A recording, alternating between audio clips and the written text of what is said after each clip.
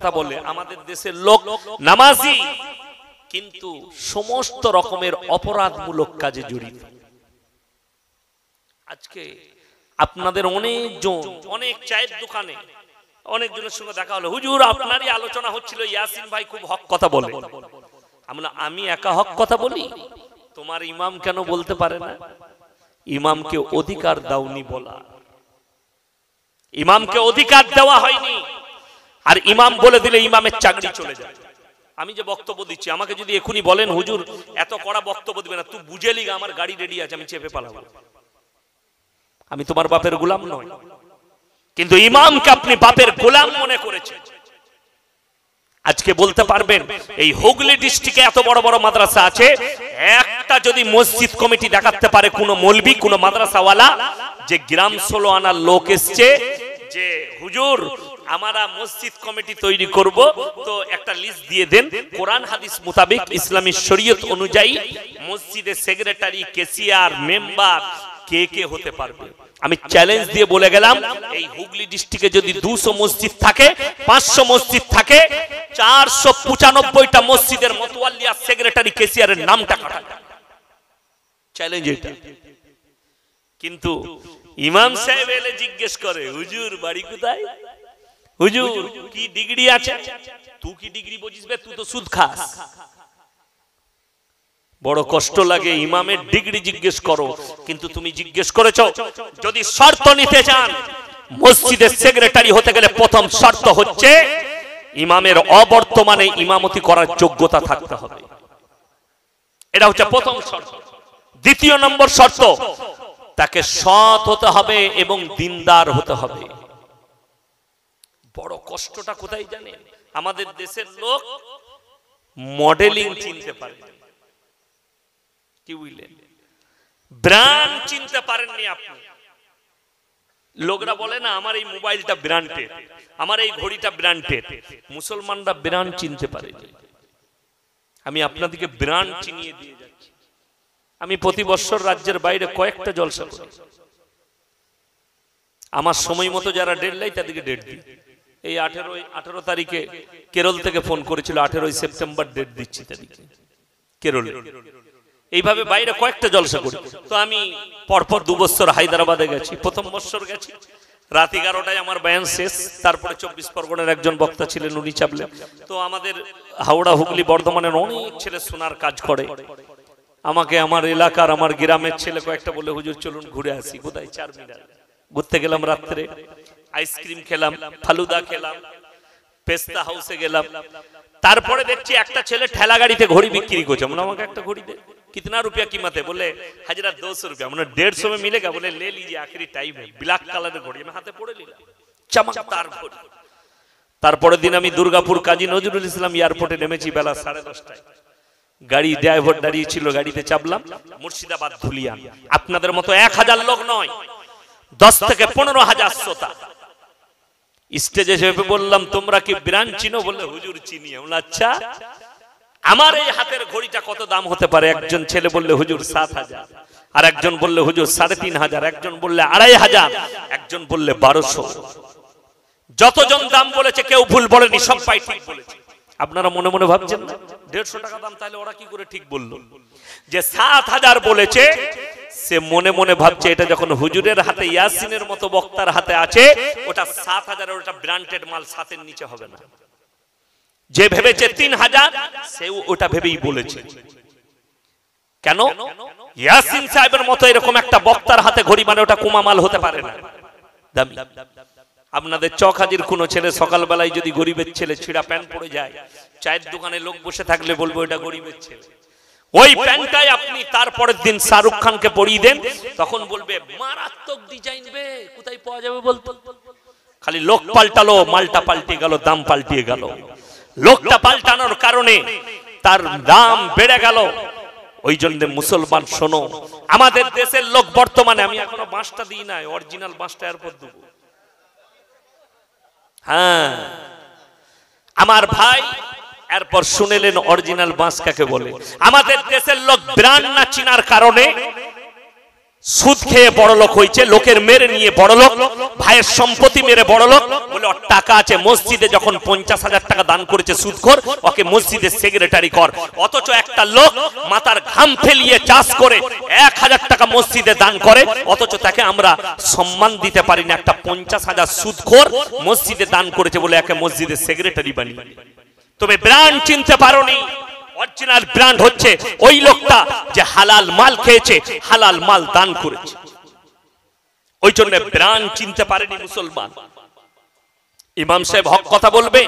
আপনাকে চ্যালেঞ্জ দিয়ে বললাম, আমাদের বর্ধমান জেলায়, আমি জায়গার নাম করব না, ইউটিউবে রেকর্ডিং হচ্ছে, তারা শুনলে কষ্ট পাবে। খালি রমজান মাসে মাইয়াত বাড়ি হয়েছে, ইমাম সাহেব এলান, সবাই গ্রামের মোড়ল এলান করছে, জানাজার নামাজ পড়ে সবাই খানা খেয়ে যাবেন, খানার ব্যবস্থা আছে। ইমাম সাহেব মাইকটা নিয়ে বললে রমজান মাসে খানার এলান করা হারাম। মসজিদ কমিটি সকাল বেলায় তাকে তাড়িয়েছে মসজিদ থেকে। আপনি হারাম বলেছেন, চলে যান। আর আমি মৌলবি শওকতের বেটা, আমার পরে আসবেন, বসে আছেন কামরায় রেস্ট নিচ্ছেন। আমি মৌলবি শওকতের বেটা একটা জলসাই বললাম রমজান মাসে মাইয়াত বাড়িতে খানা রান্না করা হারাম। তখন বলছে ইয়াসিন ভাই হক কথা বলেছে। হ্যাঁ ভাই, আমি বললে হক আর ইমাম বললে তাড়িয়ে দিবি। কথাটা বুঝতে পারেননি? যেহেতু ইমামকে তাড়ানোটা সহজ, ইয়াসিনকে তাড়ানো যাবে না। তাড়ানো যাবে আমাকে তাড়িয়ে দিবেন, আমি চলে যাব আবার পরের গ্রামে এই কথাটাই বলবো, আমার যা পারিস করেন, কোনো অসুবিধা নেই। কষ্টটা ওই জায়গায় আপনি ইমামের জবানকে বন্ধ করে রেখেছেন। যদি আজকে ইমামের জবান খুলে দেওয়া হতো, আপনি হারাম হালালের বয়ান করুন, কে চটবে কে ফুটবে জানি না, তাইলে আজকে মসজিদের কমিটিতে সুদখোররা জায়গা পেত না, মসজিদের কমিটিতে হারামখোররা জায়গা পেত না, মসজিদের কমিটিতে বেনামাজিরা জায়গা পেত না।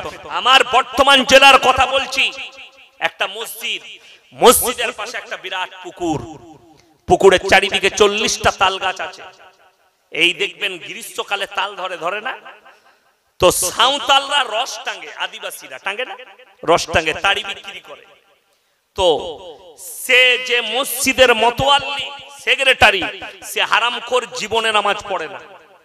40টা গাছ 3000 করে কন্টাকে দিয়েছে, তাড়ি টাং বিক্রি করবি, 3000 করে টাকা দিবি, 3 4 12 1,20,000 মদ বিক্রির টাকা। তাড়িটা মদ না, মদ নয়, মদ। সেই টাকা মসজিদে লাগায়। এটাও শুনলাম সে হারামখোর আবার বলেছে আমাকে প্রত্যেকদিন 1 হাঁড়ি করে দিবি, সে মানে সে মালু খায়। এরপর বুঝলেন মুসলমানের হাল কোথায়। বড় কষ্ট লাগে এই কথাগুলো, গায়ে লাগা কথা। সে যখন শুনবে সে আমাকে গালি দিবে, কিন্তু আল্লাহর কসম যেদিনে হক বুঝতে পারবে, মৃত্যু তার কাছে ডাঙ্কা বাজিয়ে দেবে, সে তখন ইস্তেগফার করার রাস্তাও খুঁজে পাবে। আপনার মনে হবে ইয়াসিন সাহেবের কথাগুলো কড়া, আপনি যখন ডিপলি ভাববেন বাড়িতে গিয়ে আপনার চোখ দিয়ে পানি আসবে যে আপনি কতটা পাপে লিপ্ত আছেন, কিরকম পাপের সাগরে ডুবে আছেন। 1 মিনিটের লেগে খারাপ মনে হবে, 10 মিনিটের লেগে খারাপ মনে হবে, কিন্তু যেদিনে আপনার কাছে আপনি অনুভব করবেন যে আমি এই পাপের পাপী, আল্লাহ আমাকে এই পাপ থেকে বার করো, সেদিনে আপনি আমার জন্য দোয়া করবেন যে ইয়াসিন ভাইয়ের কথা শুনে আমি এই পাপটা বুঝতে পেরেছি, পাপ, সুদটা বুঝতে পেরেছি হারাম। মুসলমানের হাল কি জানে? আমাদের বর্ধমান জেলার ছেলে, হুগলির ছেলে অনেক লড়ি চালায়, মুসলিমদের ছেলেরা হাই রোডে গাড়ি নিয়ে যাচ্ছে, হোটেলে দাঁড়িয়ে ঢুকি বললে ভাই 1 বোতল মদ দে, মদ খেয়ে নিল। মদ খাওয়ার পরেই আবার বলছে রুটি আর মুরগির মাংস নিয়ে আয়। যখন বেচারা হোটেলের কর্মচারী রুটি আর মাংস এনেছে, তখন জিজ্ঞেস করছে ভাই মুরগিটা জবাই না কাটা? আমি বললাম মার হারামখোরকে জুতো করে। কথাটা বুঝতে পারেননি? মদ খেয়েছে, ও মনে করেছে মদটা খাওয়া যাবে, কিন্তু মুরগি খেলে জবাই খেতে হবে। মুসলমানরা কেন এই কথাটা, অরিজিনাল কথা শুনেলেন, এই জায়গাটা পৌঁছানোর কারণ হচ্ছে তার বাবা মা তাদেরকে দ্বীনি শিক্ষা দেয়। আপনার ছেলে লরি চালানো হারাম নয়, 4 চাকা চালানো হারাম নয়, কিন্তু বড় কষ্ট লাগে সে যদি সততার সঙ্গে চালায়, আল্লাহ তার কামায়ে বরকত দেবে। আজকে লরির ড্রাইভাররা বলে বরকত পাই না, আরে ইউপি ড্রাইভাররা সারা সারা রাত সারা সারা দিন গাড়ি চালায়, রান্না করে সেহরি খায়, রান্না করে ইফতারি করে, তারা গাড়ি চালাতে পারছে। আর আমাদের দেশের লরির ড্রাইভার হারামখোররা বলে সারা রাত গাড়ি চালাই বলে রোজা রাখতে পারি না। তুই জুতো খাবি কবরে যা। কাকে বাহানা দিচ্ছ? কোরআনে আছে ফাইন কানা লাকুম কাইদুন ফাকিদুন, যত কায়দা চালাবার দুনিয়াতে চালিয়ে লাও, আল্লাহর কসম আমার আল্লাহর কাছে কোন রকমের কায়দা চলবে না। পরিবারকে বুঝিয়ে দিতে পারবে, হুজুরকে বুঝিয়ে দিলে আমি বুঝে গেলাম, কিন্তু আল্লাহকে কি করে বুঝাবে? তোমরা চালবাজি শুরু করেছো, তোমার জানা নাই কোরআনে আল্লাহ বলেছে আমি তোমাদের থেকেও বড় চালাক।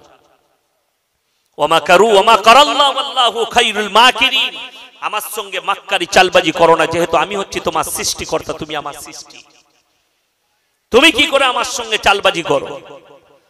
আপনারা দেখেছেন 2 বছর আগে বর্তমানে একটা ছবি বেরিয়েছিল, বর্তমান পেপারে আনন্দবাজারের প্রথম পৃষ্ঠায়, একজন ইউপির লরির ড্রাইভার গ্যাসের ট্যাঙ্কার তার ছাদের উপরে নামাজ পড়ছে, ইফতারি করছে, তারা বসে রান্না করে তারা সেহরি খাচ্ছে, কিন্তু রোজা ছাড়েনি, নামাজ ছাড়েনি।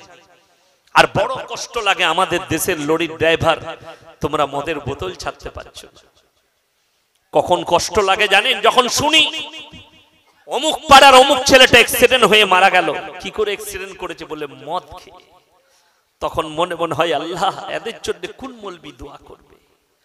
যে মৌলবি দোয়া করবে সেই মৌলবি কিয়ামতের দিনে পাকড়াও হয়ে যাবে। আপনারা কি ভাবছেন আপনি তাহাজ্জুদ গুজার, আপনার ছেলে মদের ভাটিতে ডুবে আছে, আপনি পার করাবেন? আল্লাহর কসম করে ওই রাস্তাটাই ভুলে যান। আপনার ছেলে বেনামাজি, এক ওয়াক্তের নামাজ পড়ে না, আপনার ছেলে বদ্দীন, আপনার ছেলে কুফরি করে, বেঈমান কাফেরের সঙ্গে সাথ দেয়, আপনি কি মনে করেছেন তাহাজ্জুদ পড়ে দোয়া করে আপনি পার করাবেন? তাহলে নূহ নবীর ছেলে জান্নাতে চলে যেত। তোমার জানা নেই পয়গম্বর দোয়া করতে পায়নি, আল্লাহ নিষেধ করে দিয়েছে দোয়া বন্ধ করো, না হলে তোমাকেও ক্ষতিগ্রস্তদের জীবনে ঝুঁকি বাড়িয়ে দেবে, যেটার দ্বারা আপনি ভুল বকবেন, যেটার দ্বারা আপনার শরীরের লাংসের ক্ষতি হবে, শরীরের ঢাঁচের ক্ষতি হবে। ওই জন্য আপনি দেখুন, আমরা জলসায় গেলে তারপরে ইমাম সাহেবকে জুম্মার দিনে বয়ান করতে বলে, হুজুর একটু বলবেন তো বিড়ি সিগারেট গুটখা খাওয়াটা কি? আমাদেরকে বলেন, হুজুর বললে মাকরু, ই শুনে নিলে মাকরু, তার মানে মালটা চলবে। ওই জন্য তো আমাদের অনেক মুসল্লি সকাল বেলায় 5 ওয়াক্ত নামাজ পড়ে, ফজরের নামাজ পড়ে, বিড়ি না খেলে হাগাই হবে না। ঠিক বললাম না ভুল বললাম? আপনি কি করে নিজেকে দিনদার বলছেন? অথচ রাসূলের হাদিস আছে কাঁচা পেঁয়াজ খেয়ে মসজিদে যেতে পাবে না। ঠিক কিনা কথা বলে? কিসের জন্য? মুখের দুর্গন্ধে যেন কষ্ট না পায়। আল্লাহ রাসূলের হাদিস, তুমি ততক্ষণ পর্যন্ত মুমিনই হতে পারবে না যতক্ষণ পর্যন্ত তোমার কাছ থেকে তোমার প্রতিবেশী পাশের লোক সেফটি নয়, সুরক্ষিত নয়। ইনি আমার পাশে বসেছেন, ইনাদেরকে সুরক্ষা দিতে হবে। ইনি আমার পাশে বসবাস করেন, সুরক্ষা দিতে হবে। আখলাকে, ব্যবহারে, চরিত্রে সব দিক দিয়ে সুরক্ষা দেওয়া, তারপর আপনি মুমিন হবেন।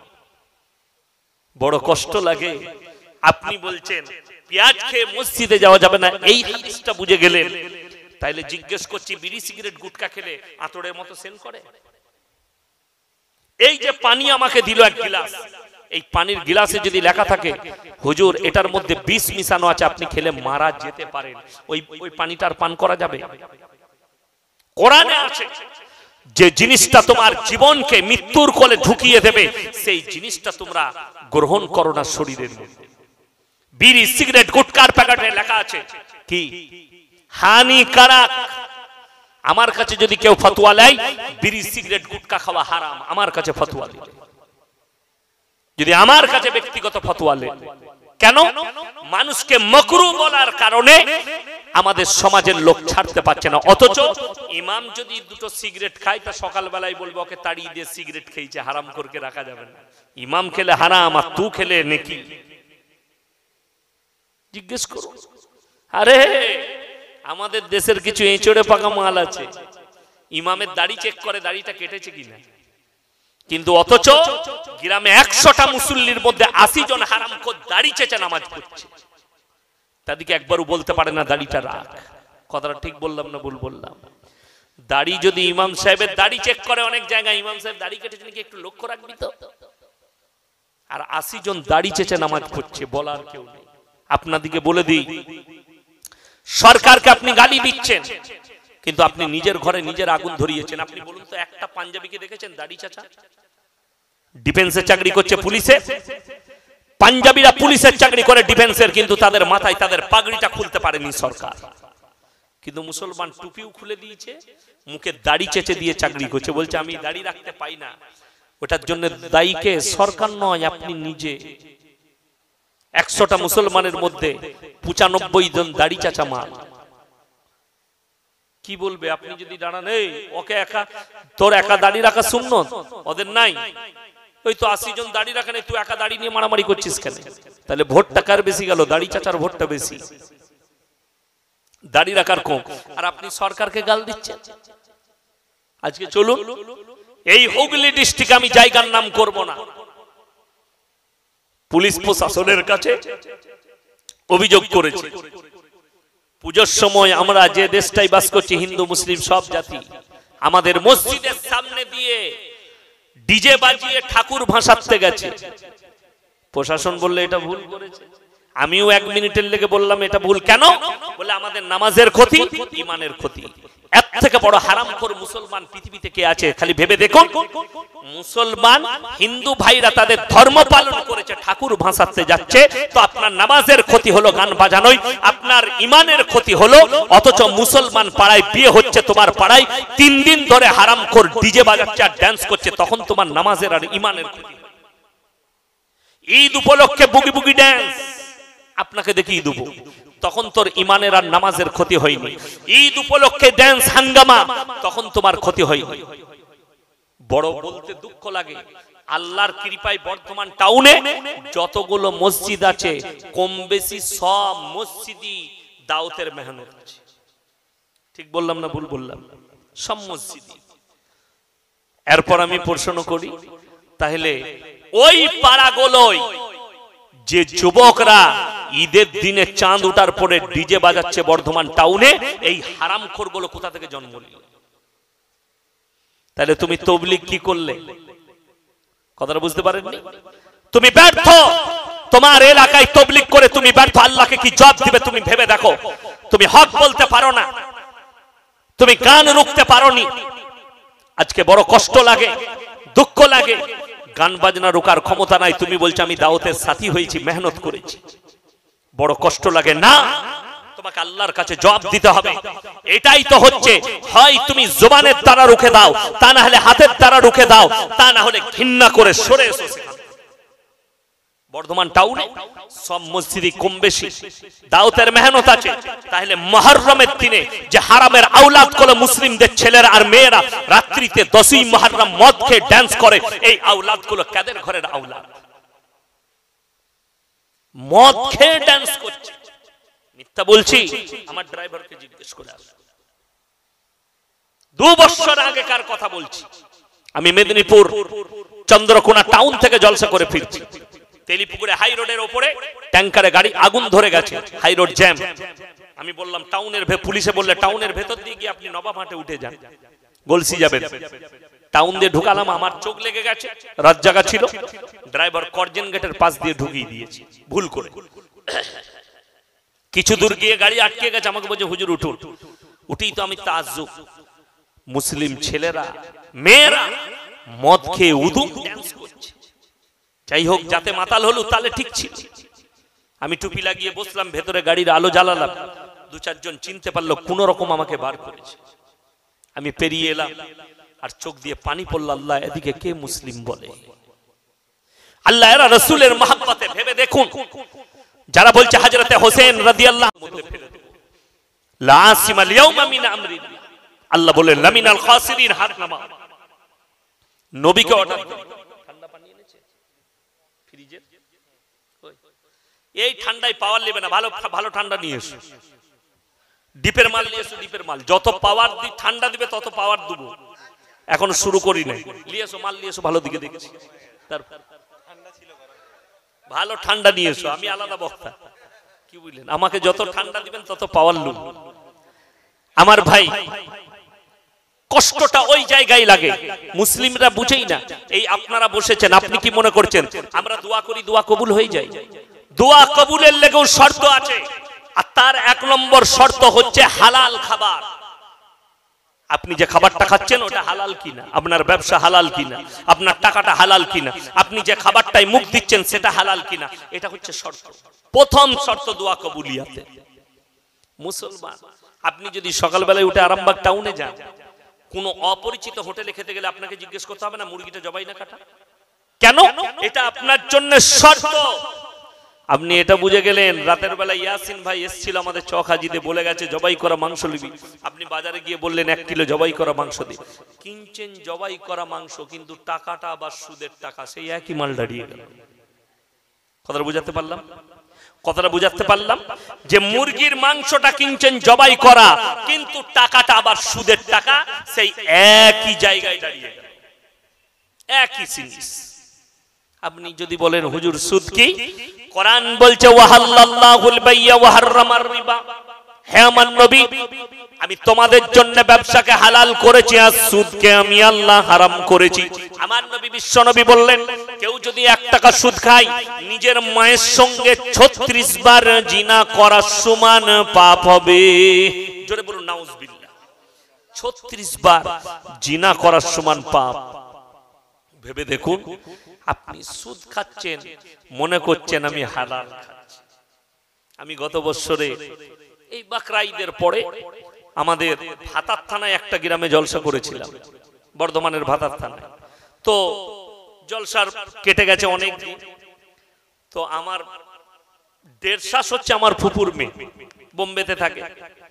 তো সে একটা আত্মীয় বাড়ি গেছে, তার গ্রামে বোম্বে থেকে এসেছে। তো সেইখানে সেই বাড়িতে ওই গ্রামের একটা মেয়ে, ওইখানে মায়ের বাড়ি, তার সঙ্গে দেখা হয়েছে। তো আমার বদনাম শুরু করেছে, ইয়াসিন সাহেব খারাপ, মনে হয় ঝাঁটা করে মারি, আরো বিভিন্ন রকম মেয়েরা যা গাল দেয় সব দিয়েছে। আমাকে বললে ভাই তোমার লেগে এরকম বলছিল।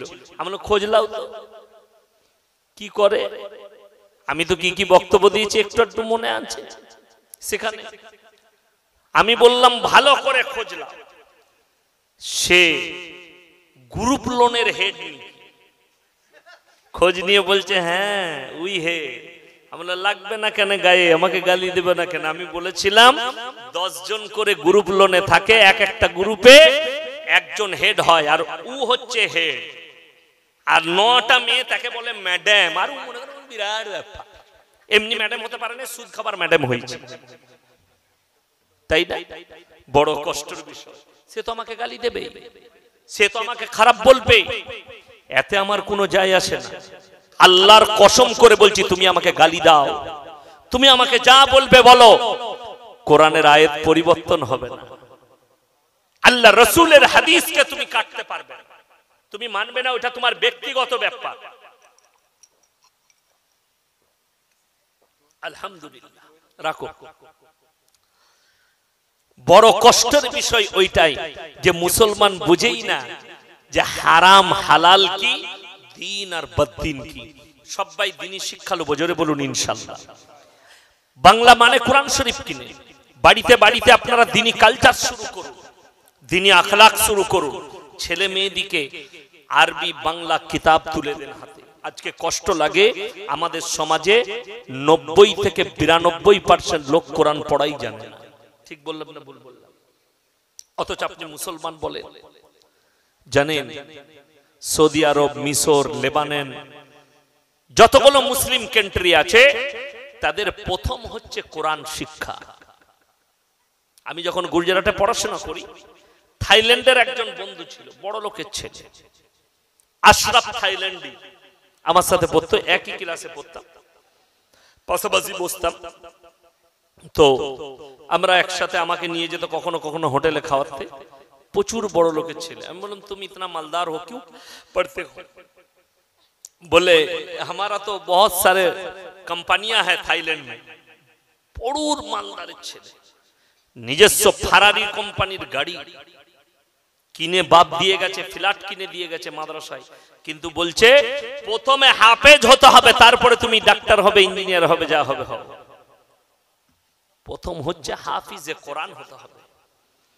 লন্ডনের একটা ছেলে ছিল, আজ থেকে 20 বছর আগে কথা বলছি, তাদের রুমেতে মোবাইল ছিল একমাত্র তাদের কাছেই, তখন মোবাইল এত অ্যাভেলেবেল হয়নি, ছোট মোবাইল। লন্ডনে বারবাডোসের একটা ছেলে ছিল, মোহাম্মদ লন্ডনী একজন ছিল, আপনার আসিফ পানামার ছেলে, কানাডার ছেলে, সব পড়তো আমার সঙ্গে গুজরাটি, সব মালদারদের ছেলে, দামি দামি। তাদেরকে জিজ্ঞেস করা, आपके पास इतना माल है तो आप क्यों हाफिज कुरान बनने हैं? तो बोले ये हमारा बाप का हुक्म है कि पहले हाफिज कुरान बन जाओ, फिर जो बनना है। प्रथमे हाफिज हो, प्रथमे आलेम हो, তারপরে যা হবে হও, ডাক্তার হবে, মাস্টার হবে, ইঞ্জিনিয়ার হবে। আমাদের দেশের লোক মনে করে যে হাফেজ হয়ে গেলি তাকে মাদ্রাসা না হলে মসজিদে থাকতে হবে। কে বললো আপনাকে? একটা 7 বছরের বাচ্চাকে দেন আমাদের মাদ্রাসায়, 7 বছরের ছেলে 3 বছর হিফজ করতে লাগবে। কত বললাম? 3 বছর, 7 আর 3 কত? 10 বছরে হাফিজে কোরআন। এরপরে ভালো কোনো মিশনে দেন, ভালো কোনো কনভেন্টে দেন, সেই ছেলেটা ডাক্তার হোক, ইঞ্জিনিয়ার হোক, মাস্টার হোক, প্রফেসর হোক, আর আইপিএস হোক, সমাজের জন্য কাজ করবে, দিনকে বিক্রি করবে। আপনি আমার গলসি বাজারে চলুন, ডাক্তার সাইদুল ইসলাম সাহেব আছে, প্রত্যেক দিন 300টা রোগী দেখে, কিন্তু আশ্চর্য হবে, জিজ্ঞেস করে, মা তুমি মুসলমান? জি। নামাজ পড়বে? নামাজ পড়ো, নামাজ পড়ো, নামাজ পড়বে, নামাজ ছাড়ো না। এটা হচ্ছে ওনার দাওয়াত। একজন চিকিৎসক রোগী দেখছে, প্লাস দিনের দাওয়াত দিচ্ছে। কোন লোক এলে, পুরুষ মানুষ এলে, ভাই কি নাম তোমার? যখন বলবে আব্দুর রহমান, আব্দুল সত্তার, আব্দুল জব্বার, তখনই বলবে ভাই নামাজ ছাড়ো না, নামাজ পড়বে, হ্যাঁ নামাজ পড়ো, নামাজ পড়ো, এইভাবে বলে নামাজ পড়বে। নামাজের ওয়াক্ত হয়ে গেলে উঠে যান, নামাজটাকে সেরেলে, নামাজের সময় রোগী দেখেন না। যদি বলে ভাই তোমার কি করে খাও? বলে আমরা খেটে খাই। হ্যাঁ, ওষুধ দোকানে ফোন করে বলে দেয় ওষুধে এটা পয়সা নেবেন, আমি লিখে দিচ্ছি, এটা পয়সা নেবেন, ফি লাগবে না, ফি লাগবে না, যাও যাও যাও। তালিব ইলমদের ফি ফ্রি, দাড়ি টুপিওয়ালাদের ফি ফ্রি। আল্লাহ এত বরকত দিয়েছে, এত ইজ্জত দিয়েছে ওনাকে। বর্ধমানে চল, ডাক্তার আমিনুল ইসলাম সাহেব, শিশু ডাক্তার, আপনি আলেম ছাড়া ধরতে পারবেন না, মুখে এত বড় বড় দাড়ি, তবলিগের মুবাল্লিগ, হজ করে এসেছেন হাজী সাহেব, দেখলে জানটা ভরে যাবে। বর্ধমানে এমনও ডাক্তার আছে যার নাম লুবো না, হারামখোরকে 3 বার সালাম দিয়েছে আমার মেয়েকে দেখাতে গিয়ে, একবার উত্তর দিতে পারে। তার কম্পাউন্ডারকে জিজ্ঞেস করলাম কি ব্যাপার? বলে ওই ভেতরে চুল কাটা মেয়েটা বসে আছে, ওইটাই ওর বউ। একটা অমুসলিম মেয়েকে বিয়ে করে এই হারামখোর নিজে অমুসলিম হয়েছে। বড় কষ্ট লাগে, দুঃখ লাগে। আপনি মনে করেছেন মুসলমান ঘরে জন্ম নিলেই মুসলমান হয়ে যাবে? আল্লাহ এটা শর্ত রাখেনি। গরুর মাংস খাওয়াটা শর্ত নয়। গরুর মাংস না খেলে মুসলমান হয়ে যাবে, মুসলমান থাকবে না, এটা কোনো শর্ত লয় শরীয়ত। গরুর মাংস হালাল করেছে, আপনি খেতেও পারেন, রুচি হলে নাও খেতে পারেন। খাসি আল্লাহ, বকরি আল্লাহ হালাল করেছে, পাঁঠা আল্লাহ হালাল করেছে, আপনি খেতে পারেন। আপনি এড়ে গরু জবাই করে খান, বাংলাদেশে বেশিরভাগ সব এড়ে গরু জবাই হয়, আপনি খেতে পারেন, কোনো অসুবিধা নেই, আপনার রুচির উপরে নির্ভর করছে। আমরা বাঙালিরা খাসি খায়, বাঙালিদের মুসলিম হোক কিংবা হিন্দু ভাই হোক, আমরা খাসির মাংস খাই। এখানে পাঁঠা খুব কম চলে, কালী পুজোয় বলি হয়, তাছাড়া পাঁঠা চলে না। কিন্তু আপনি চলে যান উত্তরপ্রদেশ, দিল্লি, বোম্বাই, গুজরাট, যেখানে যাবেন সব পাঁঠা জবাই হয়, কোনো অসুবিধা নাই, আপনার রুচির উপরে নির্ভর করছে। তো ওই জন্য এগুলো শর্ত নয় শরীয়তে। কেউ কি যদি ডাক্তারে নিষেধ করে তোমার গরুর মাংস খাওয়া যাবে না, তার জন্য না খাওয়াটাই হচ্ছে নেকির কাজ। যদি জোর করে আমার যা হবে হোক গরুর মাংস খাবো, তো তুমি হচ্ছে গুনাহগার, এটা লিখে নিয়ে যাও। জীবনের ক্ষতি থাকলে সেই জিনিসটা তোমরা ভক্ষণ করো না, এটা রাসূলের হাদিস, কোরআনে আছে। যে জিনিসটার উপরে তোমাদের ঝুঁকি বাড়বে সেই জিনিস তোমরা শ্রবণ করো না, নিজের দেহতে দিও না। ওই জন্যই তো মদ হারাম, ওই জন্যই তো গাঁজা হারাম, ওই জন্যই তো আপনার জন্য তাড়ি হারাম, যেগুলো আপনার